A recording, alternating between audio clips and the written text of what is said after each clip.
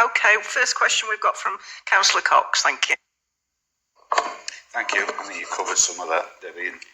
Can you tell us more about the due diligence process undertaken during procurement for an airport operator, and can you evidence this?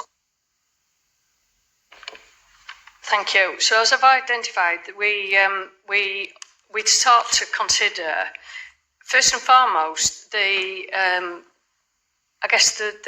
what were we trying to achieve with the in terms of the objectives, and we considered a range of different approaches. And then once we knew what we were trying to achieve, we then had to consider the procurement vehicle, the procurement approach to take. And at that point in time, that's why we were advised by our procurement internal colleagues, that's Holly, about what the best route to market was. And that's why we selected the Utility Contract Regulations 2016. And at that point,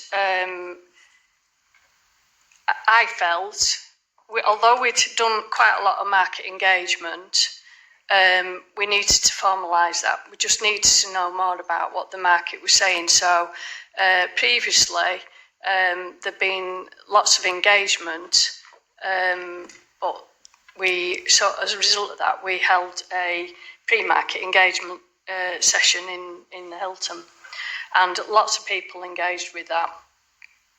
And we set various questions as part of that, but it was an informal, that really wasn't part of the procurement process, but it was to help us understand who were in the market and some of the responses they might make as a result of that process. We then started on a formal process, which is 3 stages. So I don't know if anybody's done a competitive dialogue, but you do an assessment about the nature of the fit for purpose of the organisation. That used to be called a PQQ, is now called an SQQ, and that concluded in November 23. And at that point, coming into that process, we had 35 companies. And then we went on to another stage, which is the ISOP stage, where we had that concluded in January 24, and we had 8 companies. And then we had the next stage, which is the ISFT, which had 3 stages, which was stage 3, and that completed in July 24. And at that point, there was 1 company.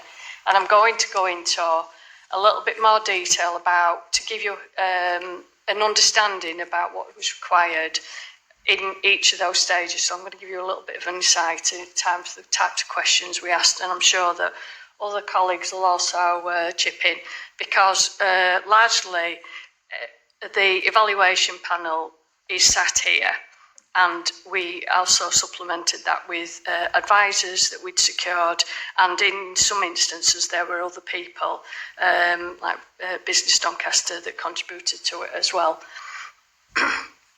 So the first stage was largely, we looked at funding. We asked questions about funding and financing.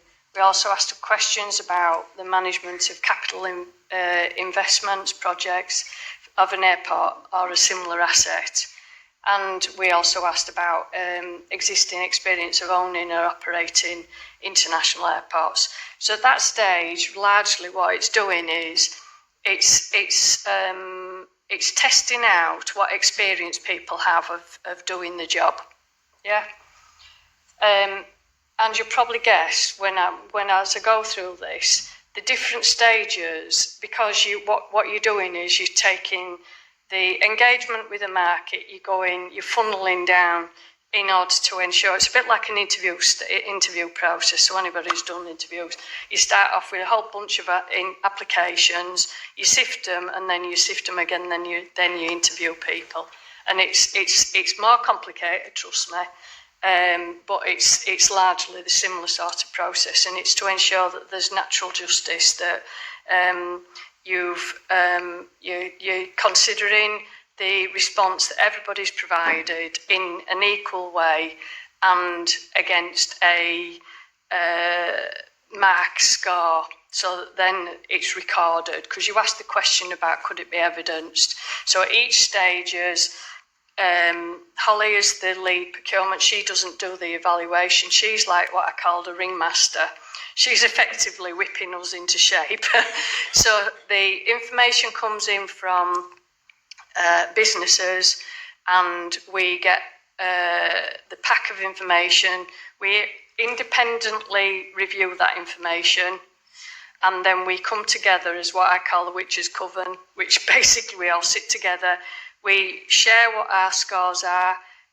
If there's quite significant divergence between those scores, then it is for the person at each extreme of the scoring to justify why they've given that score in order to arrive at a score.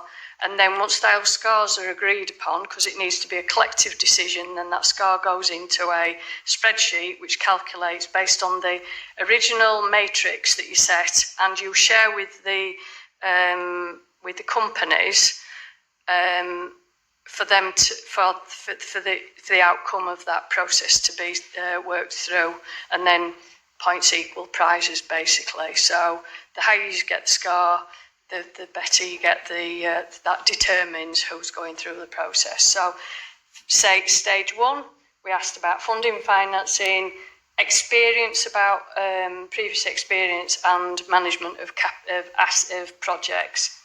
The second stage, we asked about things like the passengers' ambitions, the freight activities that could be achieved, long-term ambitions, vision. We asked for the approach that people would take to the challenge that we had outlined. We shared with them, for example, because we'd already done a condition survey of the site. We provide that detail as part of our bundle of information to the market. So we said, based on this, what would you think? So we asked for about what the capital for mobilisation and the initial cash flow would be required.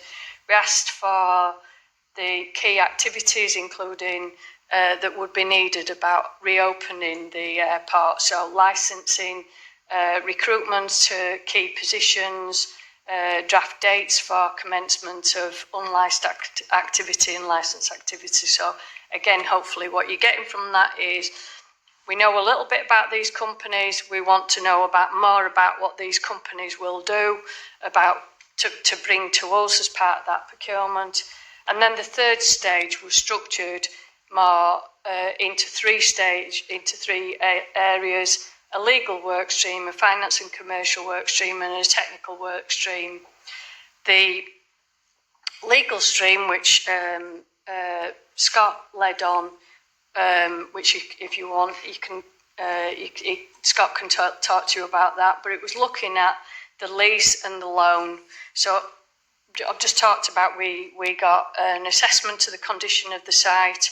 We knew that there was significant capital that was required in order to get it reopened, and we wanted to understand the extent to which we had set out a proposition about because at that stage we knew there would be a public subsidy. What our advisors as part of the outline business case had indicated is that in order to get the airport open, the public sector would need to make some investment. It was too big because this is a bit like a startup company, it was too big a undertaking for a business to come along in order to get it up and running. So we knew at that stage, and there was draft loan agreement as part of the information that we provide. There was also a draft under lease. So we have a superior lease with the freehold owner,